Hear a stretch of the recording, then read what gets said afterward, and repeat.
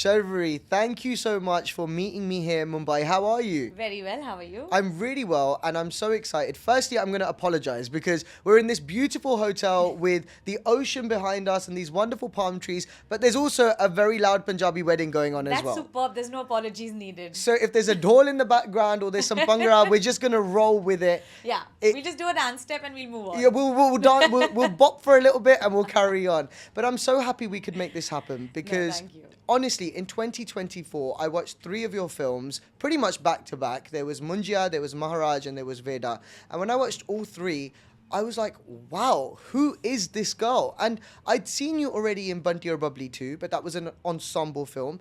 And with these 3 releases so close together, I feel like we really saw your versatility, your range in such close proximity as well. How did 2024 change your life?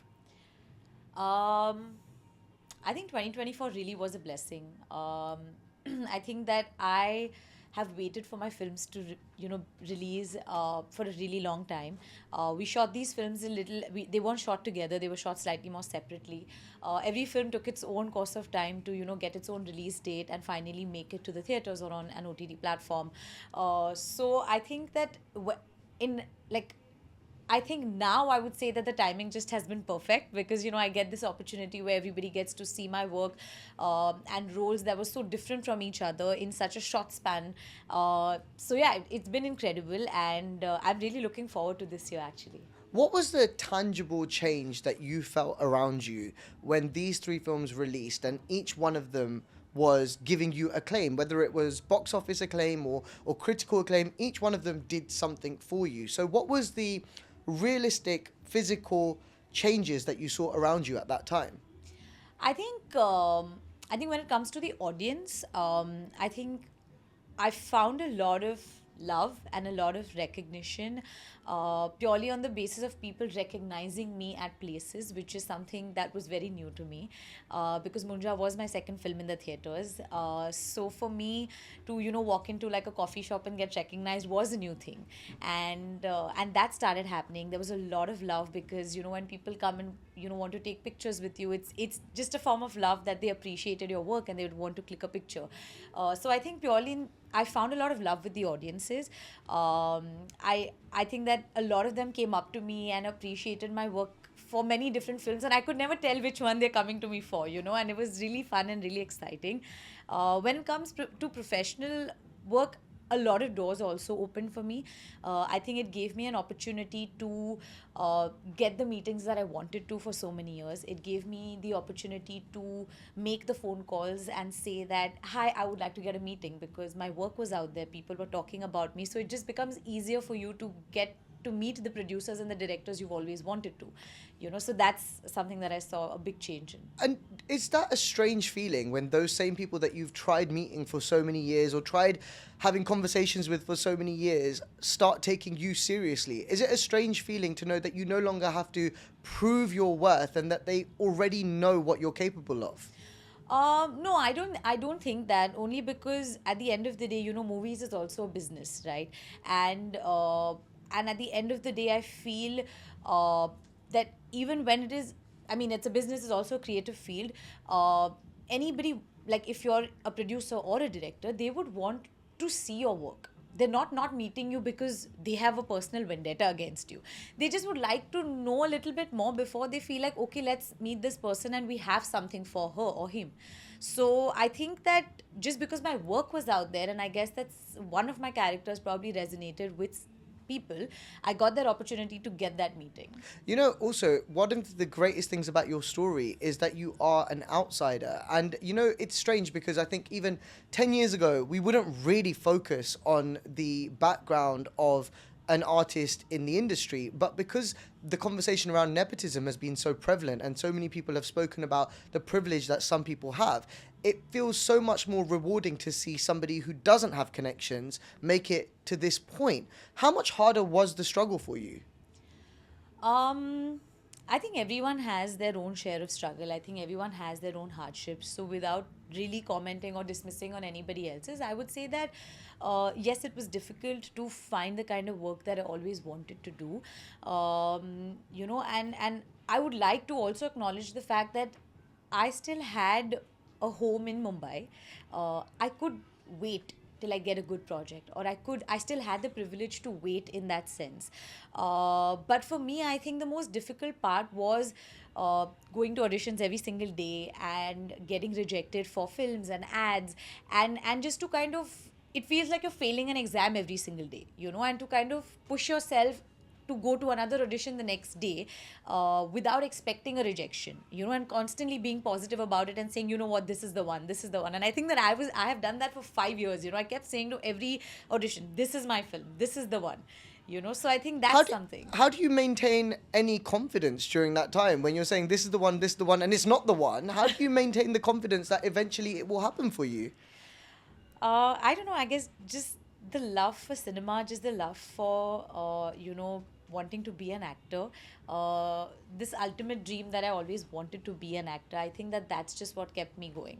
Because what I think is really refreshing about you as well is your attitude. There is a very light energy that you carry, which is that you're not phased. There are some people who come in as outsiders and they want to make it known that they are an outsider and they have had a much bigger struggle than others. But you wear that struggle very lightly. Is that a conscious choice? Because quite often when somebody continues talking about their struggle, they can come across as annoying as well. So is that a conscious choice that you wear that kind of struggle lightly? No, I think, a long time back, my mom had told me this, and it has nothing to do with this industry or with anything. In school, I think at some point, my mom had told me that one must never victimize themselves. And I think it's just stuck with me, So in life, I just make sure that I try not to feel like that.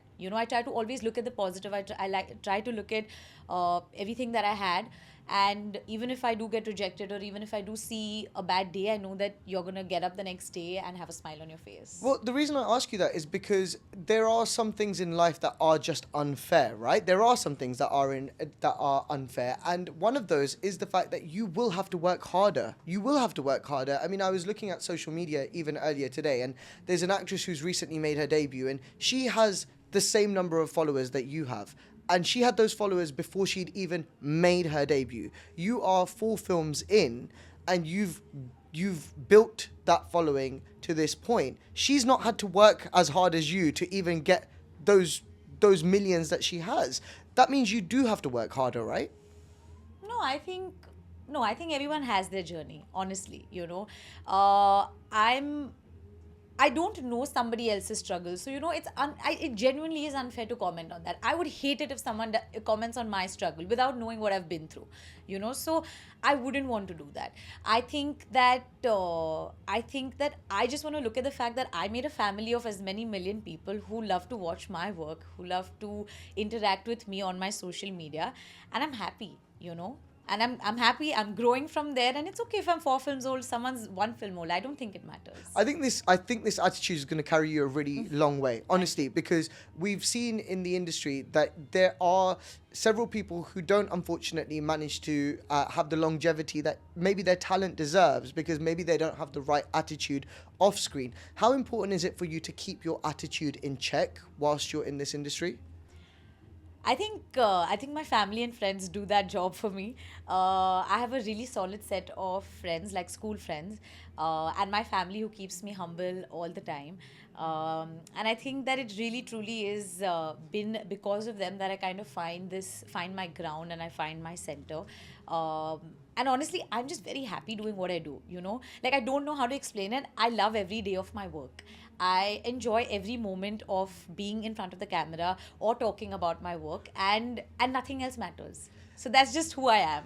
I think also for you, because it was a long time coming, you were also an assistant director on really big films. Yeah. So you worked with Sanjay Leela Bhansali. What films were you an AD on? So I started as a DA on Pyar Ka Panchnama 2. So that's a director's assistant. Yes. Then I was on Bajirao Mastani, which is a huge movie. Yeah. So I was an intern on that, and I did Sonu Ke Titu Ki Sweetie as an aide. So essentially, for almost 5 or 6 years, you were a kid in a candy store who couldn't touch any of the candy because you weren't in front of the camera. You were behind the camera and kept away. And then eventually, when you got your big break, it was like, this is everything you've been waiting for, right? Yeah. What was that phase of being behind the camera like? What did you observe that has made you a better actress today for it? So because I don't come from a film family, I didn't know how films are made. So I think the most important thing for me was to just be on set to understand what goes on behind making a movie. So I think when I first started, it was quite overwhelming. I didn't know that there are like 100 people. I didn't know that there are so many retakes. I didn't know that they even cut takes shorter and like all of these things, right? So I was first overwhelmed. I was enamored by the world, and I was trying to be like a sponge. I wanted to learn as much as I can, because for me it was a big opportunity to even be an assistant director, to be on set, be around directors and actors and other technicians. And you went for the hardest route. Apparently, Sanjay Leela Bhansali is not an easy man to be around on set. So you went for the hardest possible route. It has been my dream to be on Sanjay sir's set. Even today, forget an assistant director, I'll be a fly on the wall if I have to. But he's always been my dream director. So for me, it's been the most special days of my life to just be there to see what he creates, and it truly is magical. Like, it truly is. And so were you around when Deepika and Priyanka were both shooting their scenes as well? I was there when I was there when Deepika was shooting her scenes. Yes, I have interacted with Priyanka ma'am a couple times when she was, but she was kind of in and out. I think because she was shooting Quantico, if I'm not wrong. So I think that by the time I had joined, she had finished most of her work. So I think there were a very few days there, but I did extensively shoot with Ranveer. The reason I'm asking you that is because you were working with the best in the business in several different ways, from directing to acting as well. What did you take from your experience of working with these individuals that you carry with you today? What did you observe closely about Deepika and Ranveer and the interactions you had with Priyanka that maybe made you better understand why they're so good at their craft? Honestly, I never had the courage to really go and have conversations with them. I think they were mainly just about work and about just, what you were given to delegate. So I really didn't sit and have conversations. But I do remember that I was on the action unit, which was extensively with just Ranveer. And honestly, I don't think that anyone works harder than him. I truly think so, because I remember particularly that there were times when he didn't mind doing like takes like million times till he gets the right thing, or till the director gets the right thing, and it just shows. And it was really hard, because action is not something you can keep doing. It's tiring, and to see him at his best all the time, and just giving and just, I don't know. I think the fact that I saw him work so hard is something that made me really inspired. I'm asking you about that as well, because life has really come full circle for you, because you were an assistant director or an intern with Ranveer Singh as the actor, who was launched by Yash Raj Films. Cut to 6 years later, you were launched by Yash Raj Films in Bunty Aur Bubbly 2. Yeah. How did Bunty Aur Bubbly 2 happen? Bunty Aur Bubbly 2 happened purely, by auditions. I remember my audition with Yash Raj was I had auditioned for 6 years with them.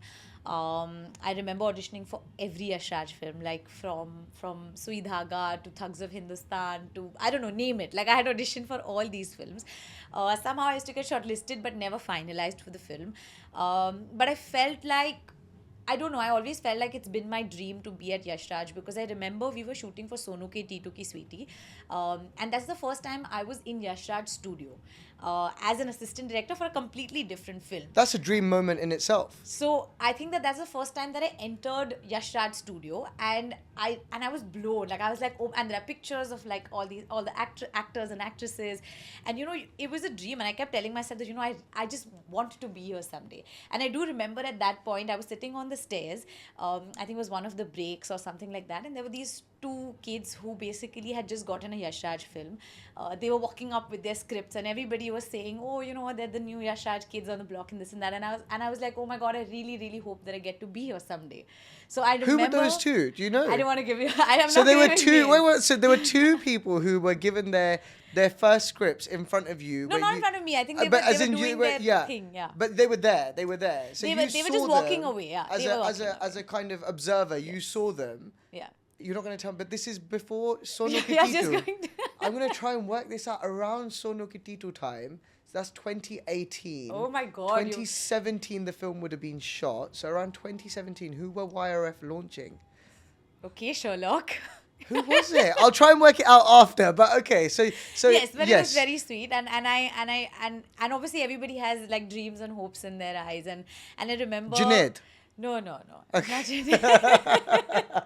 It's got lots with me. Okay.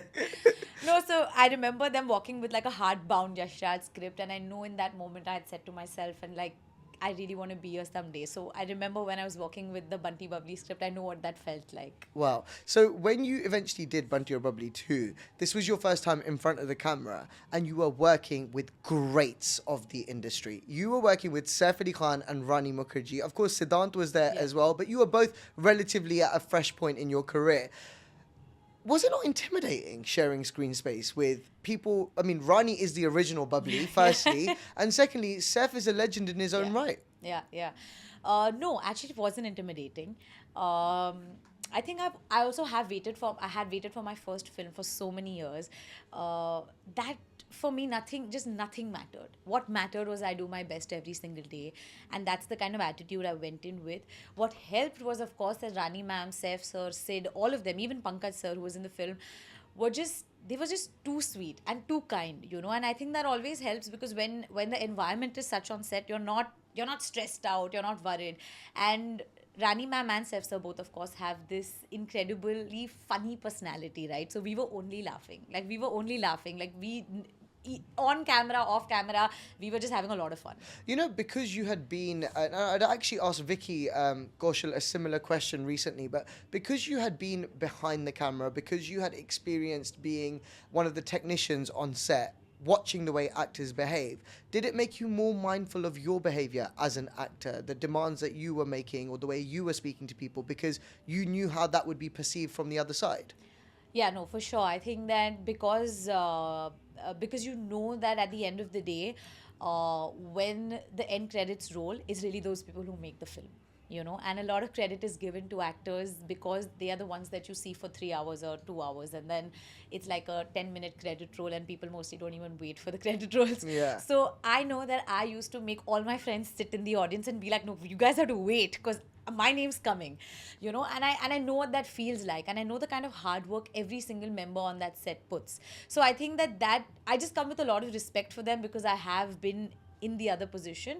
So I think that I'm always very mindful of knowing that, okay, everyone's doing their best and everyone's working really, really hard to make the film look good. Essentially, the actors look good. Sharvari, I would like to understand, why is Bollywood still the end goal for aspiring actors when in 2025 there are so many other ways of putting your artistry out there, whether that's somebody like Kusha Kapila, who makes this amazing content on digital. She's also, of course, acting, but, primarily on digital. Right. You can be doing streaming shows on platforms like Prajakta. Kohli's built a great following, apart from her YouTube, doing streaming shows. Why is Bollywood still seen to be the end goal?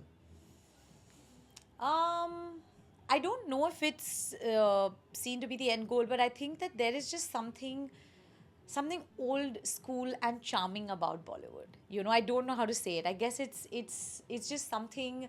It's that big silver screen. It's the 100 people in the audience.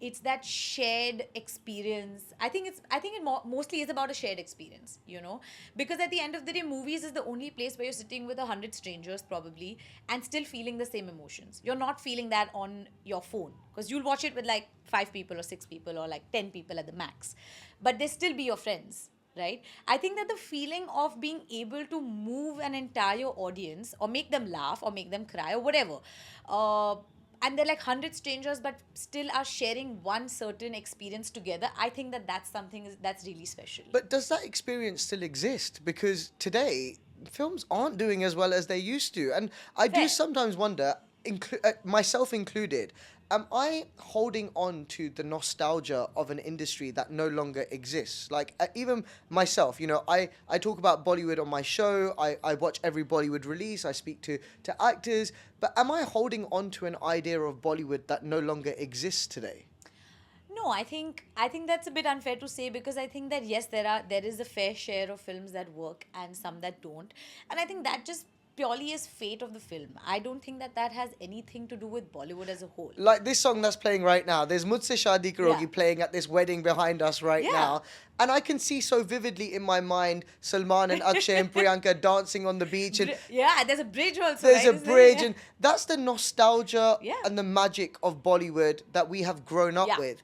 But it happens so rarely today. There's Mm-hmm. one Taras a year, there's one Aaj Ki Raat a year, there's one Besharam Rang a year. It's not like we're flooded with the kind of Bollywood that we grew up with. Maybe not, but that I don't think that doesn't mean Chunari that Chunari. Yeah. Come on, where is the Chunari Chunaris today? No, I think it's just about time, you know. I think that audiences evolve, and I think that, like I said, at the end of the day, I'm no expert. I'm really new to this industry, so I'm actually not even like this person who can sit and analyze this. But I do think that everything has its time. Like, for example, how beautiful was Lapata Ladies, right? Like, it still was a very like, I think also Munjya, for example, right? It's not something that people had these massive expectations from. Most people didn't even know that this film was even releasing. But for a film which had no known faces technically, and a CGI creature to do 100 crores at the box office is such a strange phenomenon. But it's empowering, right? Like, it also still means that audiences are still coming to the theaters to watch movies, because our film Absolutely. was purely about the movies. We didn't hold any names to bring audiences to the theater. What did Taras do for you as a star? Honestly, I think that music really is something that travels the fastest and also widely when it comes to our country, especially because I think songs are so important even when it comes to festivals. Like right now, we're listening to lots of music right here. So I think what that song did for me is it. I think a lot of people started to know who I am, and I think that it's given me the maximum recognition. It's given me a lot of love for the song, and I think that that's what it really, really has done. I think that, like you said, like, you don't need to give an extra introduction, because now people know because of that one song. Yeah. I think that song is done in a really classy manner as well, because firstly, it's not in the film narrative, right? Right. It's a promotional video Yes. in the end credits, but it could easily have been a sleazy like item number, and it's not. Right. So how conscious were you that you don't want to, at such an early stage of your career, be put into a bracket which unfortunately is not seen to be respectable? How Right. conscious were you of that? So honestly, I was completely. I mean, I trusted the makers. I think Dinesh Vision is one of the best producers today. He is someone who has delivered horror comedies along with songs. You know, like every horror comedy has one or two hit songs, and I think on their record everything is a hit. Yeah. But I think that because it was my first song, which was my first solo song, I completely trusted Dinu. He was involved in every single thing when it comes to, of course, music, but also we did a lot of trials for clothes, we did trials for hair, makeup. We knew that, like, how are we going to build this entire thing. And of course, Vijay, who is the choreographer, who I think is just incredible. I think the way it's been shot by Santa, who's the DOP, I think all of these people kind of came together and made sure that this looks really good. It looks big, and it looks classy. You know, the three films last year, they were a great showcase of where Bollywood is at right now. One was a horror comedy, which is a genre which is hugely popular right now. One was a Netflix original with Yash Raj Films, which was a kind of political biopic of something that happened in real life, where you play a journalist in that one. Right. And then in Veda, it was a complete kind of turn. It was so unexpected. You're this woman on the run, Yeah. essentially, and it's based very much on you. You are Veda. So how was it for you to look back at those three films and the diversity? Does that make you hopeful of the sort of films that you could potentially be offered going forward as well? I think it was always a conscious decision. I think I always knew that my first few films, I need to show my range. You know, it is important for me, and it's important even for my survival, to be able to showcase everything that I have, and that's why I made a very conscious choice of picking these films. I got lucky that they released in this time frame. That was not in my hand. You got really lucky. I did get Yeah. really lucky, but I think that it was a conscious decision that when I did something like a Munjya, which was mainly a girl next door with a great song, and I did a Maharaj, which was purely for me. I think Maharaj was as close as it can get to any old school Bollywood heroine role, you know, Yeah. which was, it was very like bubbly, and it was very it was fun. And while it was that, I think that what I introduced in that, along with of course the writers and the director, was that accent, because it had these dialogues which had these mistakes. You know, the sir and the sure was a mistake Yeah. in that. So I think that I really I wanted to build more on that, because I thought that that was really something exciting for that character. And Veda, I think, was completely different, because so far I had done only light-hearted or comedy films. Even Maharaj, technically, even though it was a drama, my character was mostly funny. You were lighter, yeah. You were, yeah. So for me, Veda was the biggest challenge, because drama is something that I wanted to do. It's also a survival story of a girl. It's also based on a few real life stories. So for me, I think that that genre was something that I found slightly more difficult than the others. But I think that's the most exciting part as an actor. You know, I think you did tremendously well. And Thank that you. all leads me on to this point, because I'm very excited about the prospect of Alpha. So Alpha is an action spy thriller which is part of the YRF spy universe, starring yourself and Alia Bhatt. Right. Firstly, what is this? Like, what is this? How does this happen? How did this happen? At what point in the last year did this come to you? I want to know everything. So of course, I have done two Yashraj films so far, which was Bunty and Bubbly 2 and Maharaj. So I think that I remember meeting Adi sir, and he told me that I wanted to go to a couple of these action classes. I just want to see if you can do action, because not everybody can do action. Sometimes it just doesn't look good on people, or sometimes they just can't do it.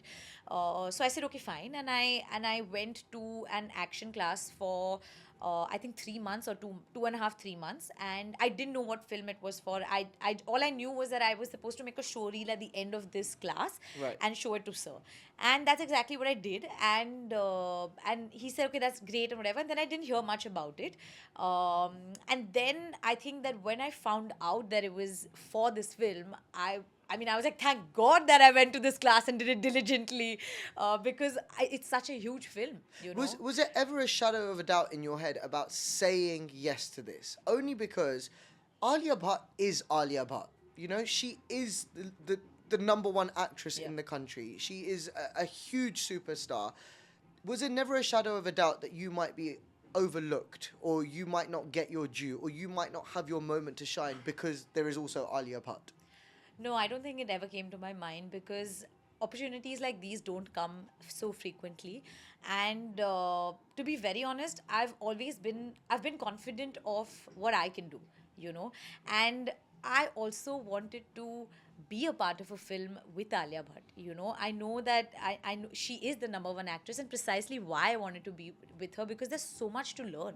I don't think you get this kind of opportunity, you know, to be able to get to see every single take, to see the process behind it all, to sit with her during readings. Like, I mean, for me, like I keep saying this all the time, but it really is a masterclass in acting, and I get to, you know, just be paid and be like get to learn. But you're no longer a student, you know. You are also an actor in your Yeah. own right. So, you know, whilst you're shooting Alpha, I'm sure there are so many offers coming to you for solo lead films as well. Is Right. there never a temptation to say, "Oh, I should have taken this solo one. This solo one would have done more for me"? No, I don't think so, because I think that it's honestly it's the first spy franchisee of YRF which has two women in the lead.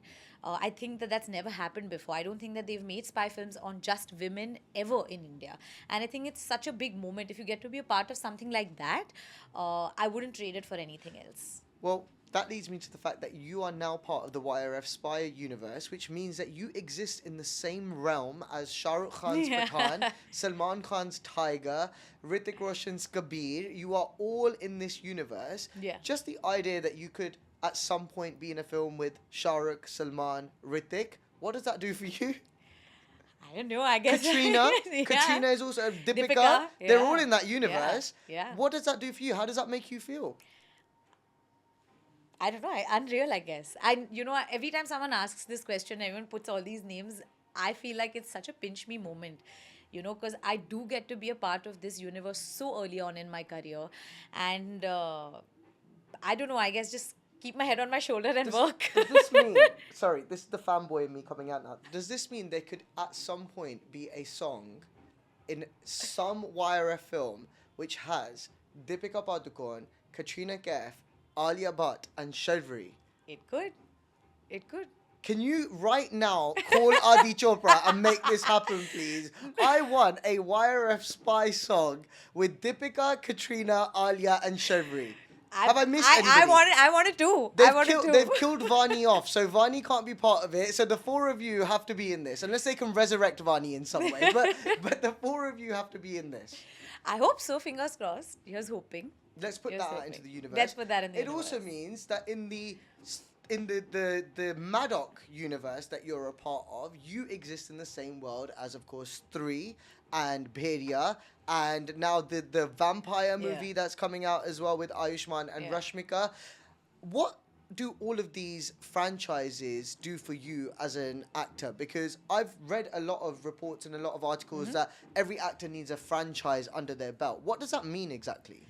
I guess what it means is that there's so much longevity to your career. There's so much longevity to your characters. Because I think that people are excited to see the same character again. And I think that doesn't happen so often. I think what excites people is if they really love a certain character, then they want to see it again. A day before, I was at a family function, and there was a little girl who probably must be 6 or 7, and she's come to me and she said, "Bela, Bela," and for a minute I didn't realize what she's saying. Then I realized, oh my God, that's my film character name, and I thought that was really cute, And she looked at me, she's saying, "Oh, why didn't Bittu come?" And I was like, that's so sweet. Now that's a generation who basically saw Munjya, and if let's say 3 years or 2 years or 1 year later when the film comes, she's going to be excited to watch the film. That's exactly what it means. It gives you longevity. It gives you an opportunity to come back, for the audiences to kind of give that love and vice versa. So I think that's what it means. I think you are going to have huge longevity. What is the dream for you, Sharvari? What is the dream? Like, if we came back in 10 years' time and we did another interview, what is the dream that you hope you will have achieved in that time? I guess to be the #1 actress. That would be the dream. I love that. I hope we can do this again, and I hope that dream has come true. Thank you. Sharvari, thank you so much for your time today. Thank you. Thank you so much. Thank you.